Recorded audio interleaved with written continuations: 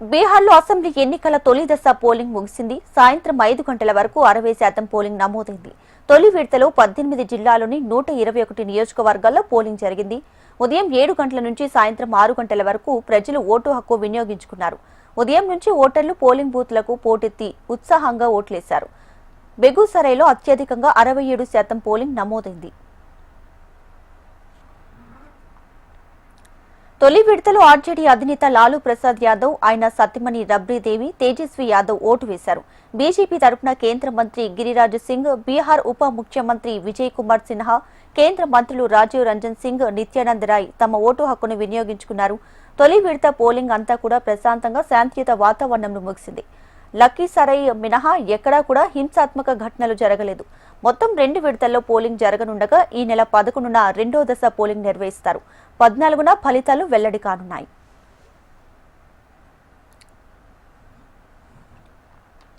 బీహార్లో తొలి దశ పోలింగ్లో డిప్యూటీ సీఎం విజయ్ కుమార్ సిన్హా కాన్వాయ్పై దాడి జరిగింది. లక్కీసరై నియోజకవర్గంలోని తన కాన్వాయ్పై ఆర్జేడీ మద్దతుదారులు దాడి చేశారని డిప్యూటీ సీఎం విజయ్ కుమార్ సిన్హా ఆరోపించారు. ఆ పార్టీ అధికారంలోకి వస్తే రాష్ట్రంలో ఆటవిక రాజ్యం తప్పదనడానికి ఈ ఘటనే నిదర్శనమన్నారు. ఇక కాన్వాయ్పై చెప్పులు, ఆవు పేడ విసిరారని, రాళ్లతోనూ దాడి చేశారని, ఓ పోలింగ్ బూత్ ని స్వాధీనం చేసుకునేందుకు ఆర్జేడీ కార్యకర్తలు ప్రయత్నించారని విజయ్ తెలిపారు. దీనిపై ఫిర్యాదు చేసినప్పటికీ స్థానిక యంత్రాంగం ఎటువంటి చర్యలు తీసుకోలేదని మండిపడ్డారు.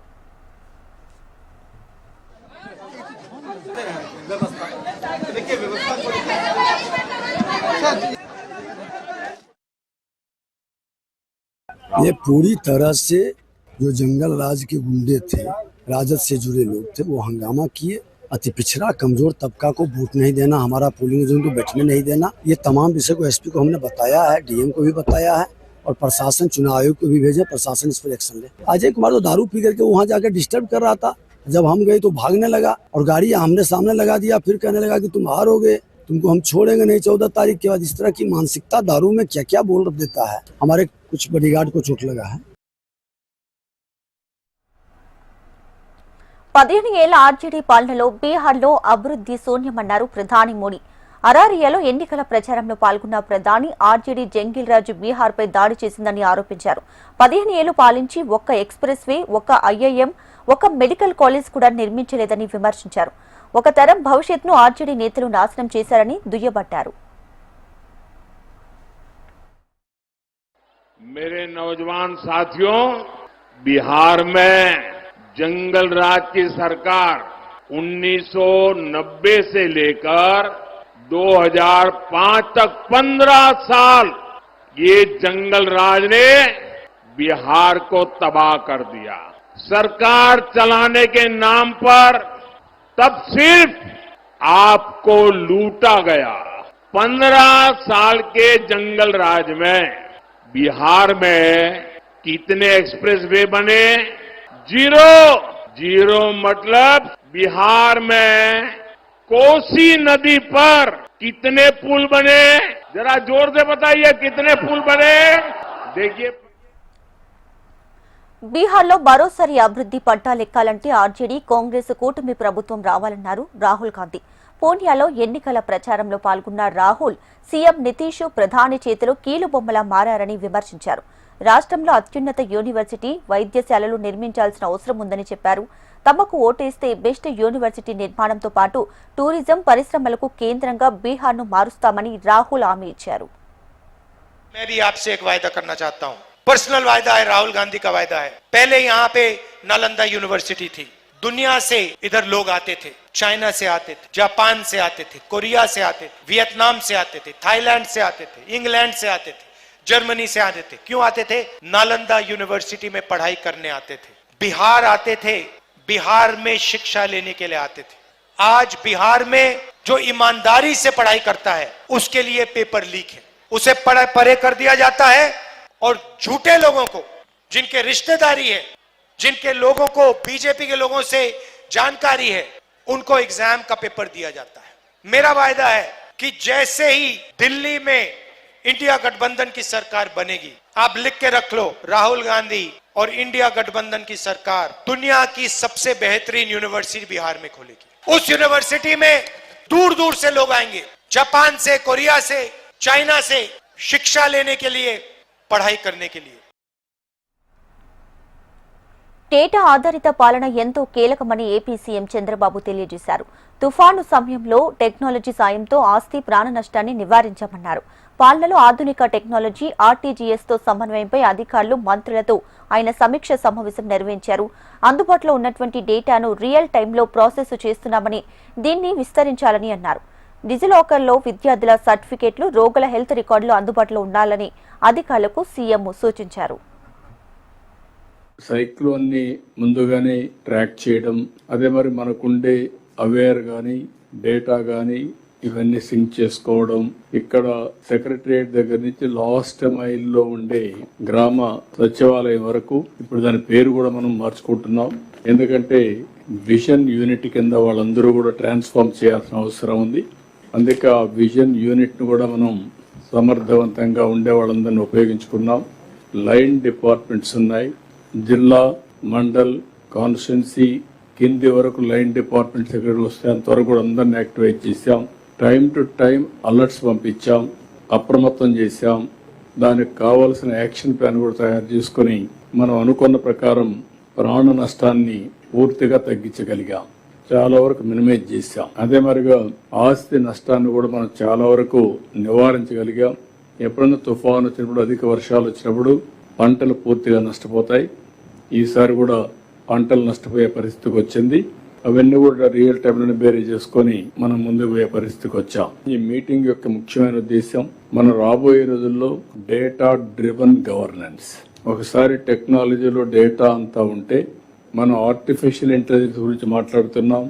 ఇక్కడే క్వాంటమ్ కంప్యూటర్ కూడా పెట్టుకొని జనవరి లోపల అది కూడా స్టార్ట్ అవుతుంది. అదే సమయంలో ఈరోజు గూగుల్ అయితే $15 బిలియన్ తో ఏఐ డేటా సెంటర్ పెట్టే పరిస్థితికి వచ్చారు. అంటే భవిష్యత్తులో కూడా ఇవన్నీ సమర్థవంతంగా ఉపయోగించుకోగలిగితే గవర్నెన్స్ లో కూడా చాలా వరకు ఇంపాక్ట్ వస్తుంది. ఈ రోజు ఫైల్స్ అన్ని ఆన్లైన్ లో ఉన్నాయి. కాంప్రహెన్సివ్ ఫైనాన్షియల్ మేనేజ్మెంట్ సిస్టమ్ ద్వారా రిలీజెస్ అన్ని ఆన్లైన్ లో వచ్చే పరిస్థితికి వచ్చింది. ఇంకో పక్కన ఎప్పటికప్పుడు మనకు వచ్చే రెవెన్యూ కానీ ఇవన్నీ కూడా మనం ఇది చేసుకుంటున్నాం. గడిచిన గవర్నమెంట్ వల్ల 5 సంవత్సరాలు జరిగిన విధ్వంసం నుంచి ఇప్పుడిప్పుడే బయటపడుతున్నాం. ఇంకా కొన్ని సమస్యలు ఉన్నాయి. అన్ని సమస్యలు అధిగమించిన ఫైనాన్షియల్ అనేది ఒకే రోజు ఓవర్కమ్ అయ్యే సమస్య కాదు. దాన్ని కూడా మనం అధిగమించడానికి అన్ని విధాల ప్రయత్నం చేస్తున్నాం. అదే సమయంలో నేను మిమ్మల్ని కోరేది, ఒక విజన్ డాక్యుమెంట్ కూడా తయారు చేసుకున్నాం. 2047 తయారు చేసుకున్నాం. ఇందులో కూడా నిర్దిష్టమైనటువంటి టార్గెట్స్ పెట్టుకున్నాం. ఆ టార్గెట్స్ కూడా ఇయర్ వైజ్ ఏ విధంగా ఉండాలి, అదే సమయంలో దాన్ని బైఫర్కేషన్ కూడా. వైసీపీ హయాంలో విద్యా వ్యవస్థలో గొప్ప మార్పులు తెచ్చామన్నారు ఏపీ మాజీ సీఎం జగన్. వాటన్నిటినీ కూటమి ప్రభుత్వం ధ్వంసం చేసిందని చెప్పారు. 4,200 కోట్ల ఫీజు బకాయిలను చంద్రబాబు ప్రభుత్వం పెండింగ్ లో పెట్టిందన్నారు జగన్మోహన్ రెడ్డి. గూగుల్ విషయంలో చంద్రబాబు క్రెడిట్ చోరీ చేశారని ఆరోపించారు. ఎందుకంటే ప్రతి అడుగు కూడా ఫస్ట్ క్లాస్ చదువుతా ఉన్న పిల్లాడి దగ్గర నుంచి కేజీ నుంచి పీజీ దాకా, కేజీ నుంచి ఆ పిల్లాడు గ్రాడ్యుయేషన్ అయ్యేదాకా ఆ పిల్లాడికి ఎలాంటి చదువులు ఉండాలి, ఎలాంటి భావితరంతో తాను పోటీ పడే పరిస్థితి వస్తుంది, ఆ పోటీలో తాను ఎలా నిలబడగలుగుతాడు, ఆ పోటీలో తాను నిలబడమే కాకుండా ఆ పోటీలో తాను విజయం సాధించాలి అని చెప్పి ఆలోచన చేసిన వ్యక్తులము ఒక్క వైఎస్ఆర్సీపీ ప్రభుత్వంలో మన హయాంలో మాత్రమే జరిగింది. మామూలుగా స్టూడెంట్స్ గురించి ఏ నాయకుడు, ఏ రాజకీయ నాయకుడు ఆలోచన చేయడు. ఎందుకంటే వాళ్ళకు ఓటు హక్కు లేదు కదా అనేది ఫస్ట్.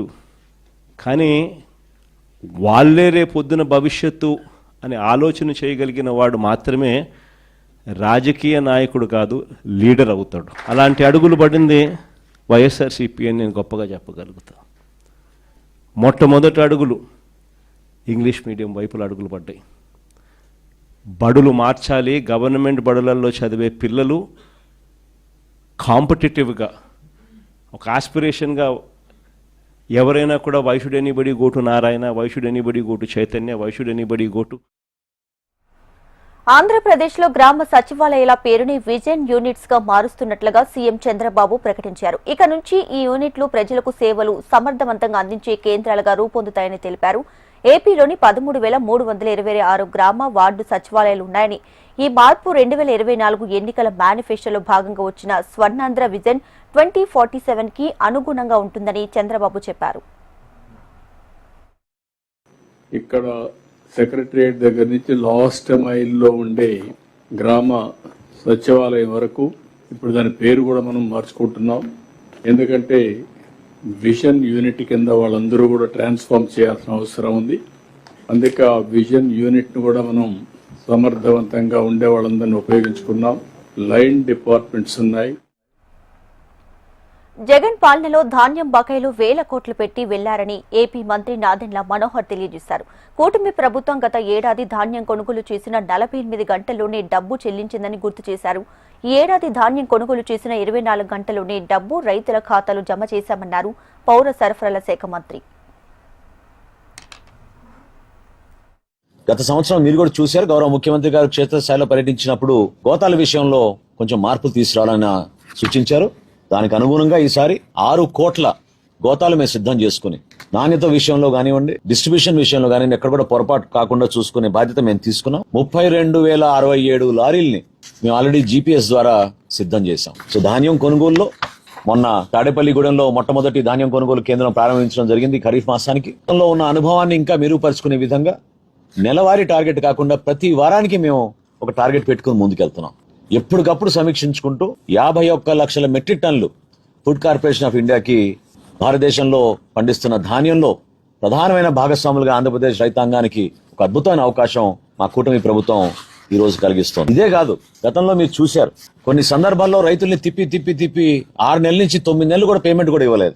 60 రోజుల్లో ఇస్తాం, 90 రోజుల్లో ఇస్తామని ఆ రోజు ముఖ్యమంత్రి గారు ప్రకటించినా వాళ్ళు అందించే వరకు 6 నెలల నుంచి 9 నెలలు కూడా పట్టింది. 1674 కోట్ల రూపాయలు రైతులకి బకాయిలు వదిలేసి వైఎస్ఆర్సీపీ ప్రభుత్వం జగన్మోహన్ రెడ్డి గారి నాయకత్వంలో ఆ రోజు పదవి విరమణ చేశారు. ఆ బకాయిలు చెల్లించడమే కాకుండా పేమెంట్ల విషయంలో కూడా. వైసీపీ మాజీ ఎమ్మెల్యే గడికోట శ్రీకాంత్ రెడ్డిపై మంత్రి రాంప్రసాద్ రెడ్డి విరుచుకుపడ్డారు. రాయచోటి నియోజకవర్గంలో మాజీ ఎమ్మెల్యే గడికోట శ్రీకాంత్ రెడ్డి ఏ విధమైన అభివృద్ధి చేశారో చర్చకు సిద్ధమా అంటూ సవాల్ విసిరారు. రాయచోటి ప్రజలు శ్రీకాంత్ రెడ్డిని వేల మెజారిటీతో గెలిపిస్తే జిల్లాకు ఏం చేశాడని ఆగ్రహాన్ని వ్యక్తం చేశారు.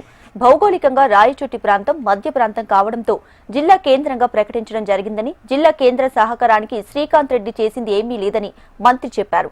పేదలకు అందాల్సిన ప్రభుత్వ భూములను ఫ్రీ హోల్డ్ పేరుతో పెద్దిరెడ్డి రామచంద్రారెడ్డి, గడికోట శ్రీకాంత్ రెడ్డి కలిసి మీ పేర్లపై మార్చుకోలేదా అని మంత్రి ఆరోపించారు. నేను ఛాలెంజ్ చేసి అడుగుతున్నా, 15 సంవత్సరాలు భారీ మెజార్టీతో గెలిపించారు శ్రీకాంత్ రెడ్డిని. నన్నైనా 3,000 ఓట్లతో గెలిపించారు. ఆయన ప్రతి ఒక్కసారి 45,000, 55,000, 60,000 ఓట్లతో ఆయన గెలిపించినారు. ఫస్ట్ 10 సంవత్సరాలు ఆయా పార్టీ లేదు, మన పార్టీ లేదనా, మన పార్టీ లేదు. మళ్ళా వచ్చే 5 సంవత్సరాలు పార్టీ ఉన్నింది కదా, పార్టీ ఉన్నింది, పదవి ఉన్నింది, కేబినెట్ హోదా పదవి ఉన్నింది. అప్పుడైనా జగన్మోహన్ రెడ్డి హయాంలో రాయచోటి నియోజకవర్గానికి ఏం చేశారని అడుగుతున్నా. రాండి, చర్చకు రండి. ఏ విధమైన అభివృద్ధి రాయచోటి నియోజకవర్గాల్లో జరిగినాయి? విప్పుగా ఉన్న కాలంలో చీఫ్ విప్పుగా ఉన్నావు, అది కూడా మంత్రి హోదానే. ఆ 5 సంవత్సరాలు ఏం చేసినావు? మొట్టమొదటిగా టెన్షన్ గా చెప్పేది, రాయచోటిని జిల్లా చేసేసిన. జిల్లా నువ్వు చేయలేదయ్యా బాబు. ఈ పక్కన 3 జిల్లాలు ఏడిచినాయి, 3 తాలూకాలు ఏడిచినాయి, అవతల 4 ఏడిచినాయి. మధ్యలో ఏది ఉందియా? రాయచోటి ఉంది, జిల్లా చేసిన. జిల్లా చేసినావే కానీ రాయచోటి పట్టణంలో ఏ విధమైన అభివృద్ధి జరిగింది చెప్పు. ఎస్పీ ఇల్లు రాహుల్ గాంధీ దొంగ ఓట్లను ఒక్కొక్కటిగా బయటకు తీస్తున్నారని ఏపీసీసీ చీఫ్ షర్మిల అన్నారు. బీజేపీ ఓట్ చోరీకి పాల్పడుతుందన్న ఏపీ కాంగ్రెస్ ఆ పార్టీ నేతలు సేకరించిన సంతకాలను ట్రక్కులో ఢిల్లీకి పంపించారు. హర్యానాలో 2 కోట్ల ఓట్లు ఉంటే 25 లక్షల దొంగ ఓట్లు ఉన్నాయని, దొంగ ఓట్లతోనే బీజేపీ అధికారంలోకి వచ్చిందన్నారు షర్మిల. దేశమంతా చూసింది, రాహుల్ గాంధీ గారు హై వోల్టేజ్ హైడ్రోజన్ బాంబు లాంటి నిజాన్ని పేల్చడం జరిగింది. ఇది మోడీ గారి మోసం మీద పేల్చిన బాంబు. ఇది ఈసీఐ చేస్తున్న దగా మీద పేల్చిన బాంబు. రాహుల్ గాంధీ గారు ఒక్కొక్కటిగా తీగలాగుతున్నారు. దాంతో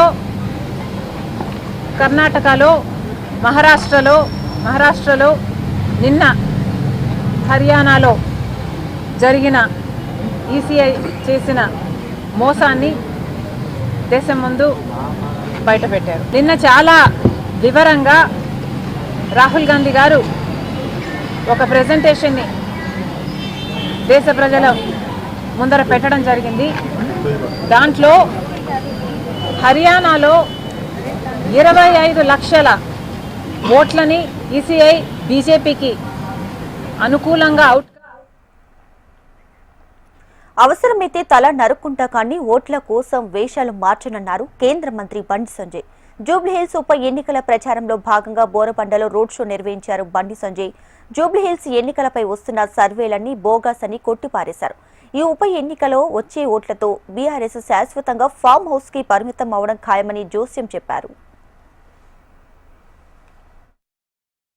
కాంగ్రెస్ పార్టీ అభ్యర్థి టోపీ పెట్టుకున్నాడు, ముఖ్యమంత్రి టోపీ పెట్టుకున్నాడు, అటు పక్కన అజరుద్దీన్ ఉన్నాడు. అడిగి నవ్వుతాడు. ఏంటంటే వీళ్ళు పగటి పిచ్చగాలి, వీళ్ళు పగటి వేషాలు కొత్త పిచ్చగాలి, వీళ్ళే మనుషులు రాబాయి. నేనే టోపీ పెట్టుకోలే, టోపీ పెట్టుకోవాల్సి పెట్టుకోలే, ఎవరు పెట్టుకుంటారు పెట్టుకున్నాడు టోపీ. వాడు నవ్వుతున్నాడు, వీడు మా ఓట్ల కోసం మా చుట్టూ గిట్లా తిరుగుతారా వీళ్ళు అని కలిసే నాకు. నేనన్నా రేవంత్ రెడ్డి ఇలా అజరుద్దీన్కి టోపీ పెట్టకుండా నువ్వు పెట్టుకున్నావు చూసినావా, నాకు వేణుమాధవి గుర్తొచ్చిందన్న. ఇలా నీ క్యాండిడేట్ పెట్టుకున్నాడు చూసినావా, నేనంటున్నా అరే నీకు దమ్ముంటే ఇదే హజరుద్దీన్ మా హిందువులం ఏ పండుగ చేసినా ఏ పూజ చేసినా మొట్టమొదటిసారి విఘ్నేశ్వర స్వామికి పూజ చేస్తాం. నీకు దమ్ముంటే అదే హజరుద్దీన్ కి బొట్టు పట్టి వక్రతుండ మహాకార్య సూర్యకోటి సమప్రభ నిర్విఘ్నం కుర్మే దేవా సర్వకార్యేషు సర్వదా అని చెప్పి నీకు పాడిచ్చే దమ్ముందా రేవంత్ రెడ్డి అని నేనంటున్నాను. ఏం ఇయ్యలే కానీ మళ్ళీ ఏం చేసాడు రేవంత్ రెడ్డి సార్ 100 రోజులు ఇస్తాడు, ఒక్కటి ఇయ్యలే. ఇక మళ్ళీ ఏమన్నాడు, నేను రాగానే కేసీఆర్ సంగతి చెప్తా, కేసీఆర్ కుటుంబాన్ని జైలు పంపిండా. 1,00,000 కోట్ల అవినీతి అన్నాడు. ఎన్నికల ముందేమో 1,00,000 కోట్ల అవినీతి కాళేశ్వరంలో జరిగింది అని చెప్పి అన్నాడు. ఎవరన్నారు? రేవంత్ రెడ్డి సార్ అన్నాడు. మేమన్నాం మా కిషన్ సార్ అన్నాడు, సిబిఐ ఎంక్వైరీకి మేము కేసు ఎంక్వైరీ చేస్తాము అన్నాడు. ఇలా 1,00,000 కోట్ల మీద విచారణ జరిగిన లేదా? డ్రగ్స్ కేసు ఏమైంది? కార్ రేస్ ఏమైంది? ఫామ్ హౌస్ కేసు ఏమైంది? విద్యుత్ కొనుగోళ్ల కేసు ఏమైంది? కాళేశ్వరం కేసు ఏమైంది? ఇన్ని కేసులైతే ఒక్క కేసు కూడా కేసీఆర్ కుటుంబాన్ని అరెస్ట్ చేసే ప్రయత్నం ఇలా రేవంత్ రెడ్డి చేస్తలేదంటే వీళ్ళు వాళ్ళు ఒకటే కాబట్టే ఇవాళ తెలంగాణ రాష్ట్రంలో నాకు తెలిసి దేశంలో అధికారం ప్రతిపక్షం కలిసి దోసుకున్నటువంటి రాష్ట్రం ఏదైనా ఉందంటే అది తెలంగాణ రాష్ట్రమే. వాళ్ళు కలిసి వాళ్ళు తెలంగాణను దోసుకుంటున్నారు. టీటీడీ చైర్మన్ బీఆర్ నాయుడుకి బిల్డప్ ఎక్కువ, పని తక్కువ అని మాజీ టీటీడీ చైర్మన్ భూమన కరుణాకర్ రెడ్డి ఎద్దేవా చేశారు. టీటీడీ చైర్మన్ గా బీఆర్ నాయుడు దారుణంగా విఫలమయ్యారని, తిరుమలలో బ్లాక్ టికెట్ల దందా నడుస్తుందని ఆరోపించారు. ఆర్టిఫిషియల్ ఇంటెలిజెన్స్ టెక్నాలజీతో శ్రీవారి దర్శనాలు సాధ్యం కాదన్నారు భూమన కరుణాకర్ రెడ్డి. అసమర్థుని జీవయాత్ర అమోఘంగా ఉన్నది. ఆయన చేతలకేమో చెల్లుచీటి, కోతలకు మాత్రం ధనుష్కోటి.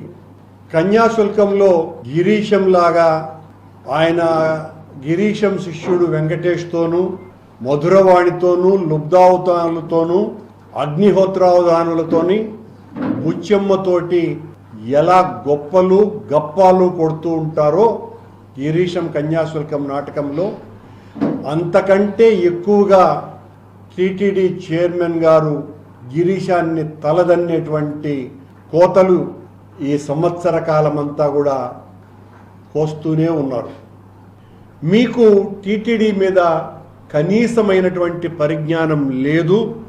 అందుకే ఏ అధికారి కూడా మిమ్మల్ని అస్సలు పట్టించుకోవటం లేదు అన్నటువంటి విషయం జగద్విదితం అని కూడా అందరూ అనుకునేటువంటి విషయం. తెలంగాణలోని పలు సబ్ రిజిస్టర్ కార్యాలయాలపై ఏసీబీ అధికారులు ఆకస్మిక తనిఖీలు చేపట్టారు. సబ్ రిజిస్టర్ కార్యాలయాలపై అవినీతి ఆరోపణలు రావడంతో రంగంలోకి దిగిన ఏసీబీ అధికారులు పలు సబ్ రిజిస్టర్ కార్యాలయాలపై ఏకకాలంలో సోదాలు చేశారు. కార్యాలయ సిబ్బందిని పూర్తిగా అదుపులోకి తీసుకుని విచారణ చేపట్టారు. కుకట్పల్లి పరిధిలోని ముసాపేట్ సబ్ రిజిస్టర్ కార్యాలయంలో, కుత్బుల్లాపూర్ సబ్ రిజిస్టర్ కార్యాలయంలో ఏసీబీ అధికారులు ఆకస్మిక సోదాలు చేపట్టారు.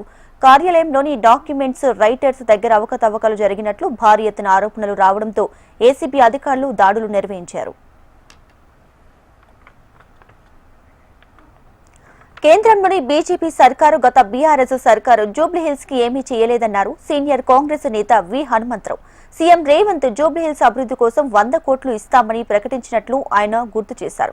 రెండు పార్టీలు ప్రజలను మోసం చేశాయని, జూబ్లీహిల్స్ లో కాంగ్రెస్ ని గెలిపిస్తే సమస్యలన్నీ కూడా పరిష్కరిస్తామన్నారు విహెచ్. జూబ్లీహిల్స్ ఎలక్షన్లో ఎట్లనన్నా గెలవాలన్న ఉద్దేశంతో కాంగ్రెస్ మీద, ముఖ్యమంత్రి మీద ఆరోపణలు తప్పితే ఇప్పటి వరకు ఐదర్ బీఆర్ఎస్ కానీ బీజేపీ కానీ మీరు డెవలప్మెంట్ మీద ఏం చేస్తారు చెప్పండి.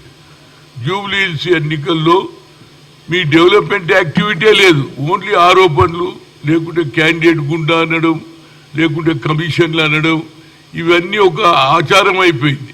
ప్రజలు ఏమంటున్నారు, అయ్యా మా ఏరియాలో డెవలప్మెంట్ గతంలో పి జనార్దన్ రెడ్డి ఏ విధంగా చేసిండో అలాంటి కార్యకర్త ఉన్నటువంటి నవీన్ యాదవ్ మంచి వ్యక్తి అని జూబ్లీహిల్స్ ను హైయెస్ట్ గా అన్ని సౌకర్యాలు ఇవ్వడానికి, అది డ్రైనేజ్ వ్యవస్థ కావచ్చు, రోడ్డు కావచ్చు, వాటర్ కావచ్చు, కరెంటు కావచ్చు, అన్ని చేస్తారు. దానికి ముఖ్యమంత్రి నేను 100 కోట్ల దానికా ఇస్తాను కూడా చెప్పడం జరిగింది. కనుక ప్రజలు నిర్ణయించారు. కేవలం వీళ్ళు లేనిపోని మాటలు మాట్లాడి ఓట్లు తీసుకోవాలని ఆలోచన. చేవెళ్ల బస్సు ప్రమాదంలో ప్రాణాలు కోల్పోయిన వారి కుటుంబాలను తెలంగాణ ప్రభుత్వ చీఫ్ విప్ ఎమ్మెల్సీ పట్నం మహేందర్ రెడ్డి పరామర్శించారు. మృతుల కుటుంబాలకు ఆర్థిక సాయం అందజేశారు. ఇలాంటి ఘటన జరగడం బాధాకరమని, ఒకే ఇంట్లో 3 ఆడపిల్లలు చనిపోవడం తనను తీవ్రంగా బాధించిందన్నారు. కోర్టులో స్టే ఉండటం వల్ల రోడ్డు పనులు జరగలేదని, ఇప్పుడు రోడ్డు పనులు ప్రారంభమవుతున్నాయని, ప్రమాదాలు జరగకుండా చర్యలు తీసుకుంటామన్నారు. ఉదయాన్న ప్రాంతం నుంచి బయలుదేరి హైదరాబాద్ పోతున్నప్పుడు చేవెళ్ల ప్రాంతంలో యాక్సిడెంట్ జరిగి తాండూరు పేదవారంతా కూడా చనిపోవడం చాలా బాధాకరం. ఒకటే ఇంట్లో 3 ఆడపడుచులు పెరకంపల్లి నుంచి కూడా ఉదయాన్నే చదువుకోవడానికి పోటీ ఏదైతే డిగ్రీ కాలేజ్ ఉన్నదో అక్కడ పోవడానికి వాళ్ళు ఉదయాన్నే బస్సులో పోవడం, ఆ 3 చనిపోవడం కూడా చాలా బాధగా ఉన్నది. మరి ఏదైతే డ్రైవరు ఉదయాన్నే తాము నుంచి బయలుదేరినప్పుడు అక్కడ ఏదైతే కంకర లారీ వచ్చి కొట్టి మరి ఉదయాన్నే యాక్సిడెంట్ చేయడం చాలా బాధగా ఉన్నది. మరి ఇలాంటి కాకుండా కూడా ఆ రోడ్డు వెడల్పు కూడా కోర్టులో స్టే ఉన్నందుకు అది స్టార్ట్ కాలేదు. 30% నాడే మరి వికెట్ చేయడం జరిగింది, రోడ్డు వెడల్పు కూడా చేయడం జరుగుతున్నది. ఇలాంటి యాక్సిడెంట్ కాకుండా అందరూ కూడా బాధ్యత తీసుకోవాలని. రాష్ట్రం నుంచి మాదక ద్రవ్యాలను నిషేధించేందుకు కూటమి ప్రభుత్వం ఓవైపు ప్రయత్నిస్తుంటే జగన్ మాత్రం డ్రగ్స్ తీసుకోండి, అమ్మండి అంటూ ప్రోత్సహిస్తున్నారని శాప్ చైర్మన్ రవి నాయుడు మండిపడ్డారు. వైజాగ్లో విద్యార్థులకు డ్రగ్స్ అమ్ముతూ పట్టుబడిన కొండారెడ్డిని ఎందుకు పార్టీ నుంచి ఇంకా సస్పెండ్ చేయలేదని ప్రశ్నించారు. ఈ రోజు జగన్మోహన్ రెడ్డి గారి యొక్క సమావేశ సారాంశం ఏంటంటే, డ్రగ్స్ ను, గంజాయిని ఈ రాష్ట్రంలో ఎలా విద్యార్థులకు పంచాలి, పంచే వాళ్ళకి నేను ఎలా సహకరిస్తాను, వాళ్ళని జోబులో పెట్టుకొని, బహుశా మన జిల్లా భాష అయితే సంఖలో పెట్టుకొని అన్నిటూ జగన్మోహన్ రెడ్డి గారి వ్యవహారం ఉంది.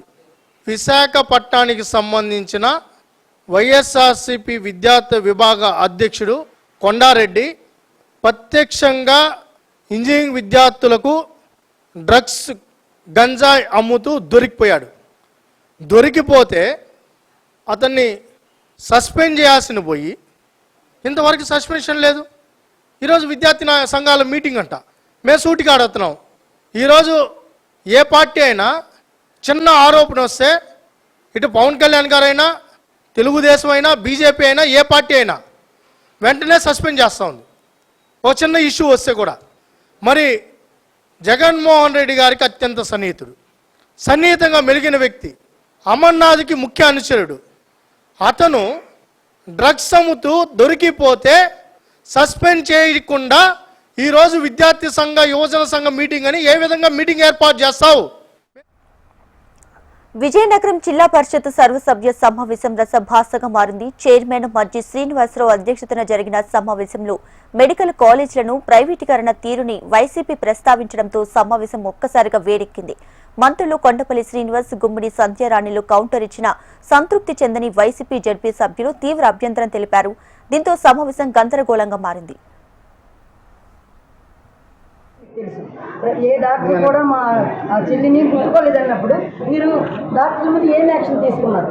నెక్స్ట్ ఇప్పుడు ఆశా వర్కర్ సార్, ఇంటి నుండి ఆశా వర్కరు న్యాయం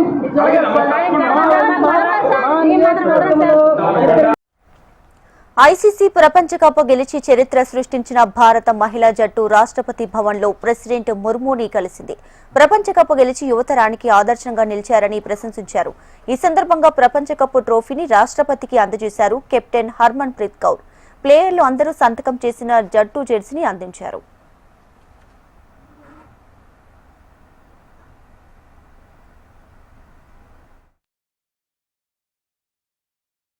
आप सब सुपरस्टार है, एक स्टार है।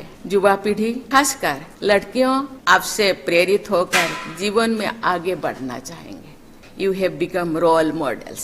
This means more responsibilities for you. आज आप सब पर्सनली और एज ए टीम शिखर पर है. शिखर पर बने रहना बहुत बड़ी चुनौती होती है, लेकिन मुझे विश्वास है कि जिन क्षमताओं के बल पर आप सबने इतिहास लिखा है, उन्हें क्वालिटीज के बल पर आप भविष्य में भी इंडियन क्रिकेट को शिखर पर बनाए रखेंगे.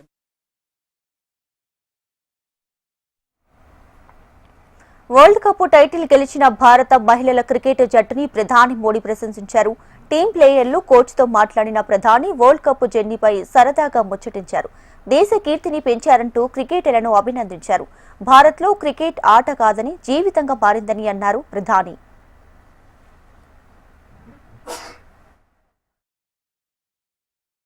और ज़्यादा बढ़ा दिया है और हमारे लिए बहुत ऑनर की बात है. और अभी हमारा यही एम है कि हम फ्यूचर में आपको बार बार मिले और बार बार आपके साथ टीम के साथ फोटोज खिंचाते रहे. नहीं, सचमुच में आप लोगों ने बहुत बड़ा काम किया है और भारत में క్వీన్స్లాండ్ వేదికగా జరిగిన 4వ టీ20 మ్యాచ్లో భారత్ విజయం సాధించింది. ఆస్ట్రేలియాపై 48 పరుగుల తేడాతో భారత్ ఘన విజయాన్ని సాధించింది. తొలుత బ్యాటింగ్ చేసిన టీమిండియా 20 ఓవర్లలో 8 వికెట్లు నష్టపోయి 167 పరుగులు చేసింది. అనంతరం బ్యాటింగ్కి దిగిన ఆసీస్ జట్టు 18.2 ఓవర్లలో 119 పరుగులకు ఆలౌట్ అయింది. ఈ విజయంతో టీమిండియా ఈ సిరీస్లో 2-1 తేడాతో ఆధిక్యం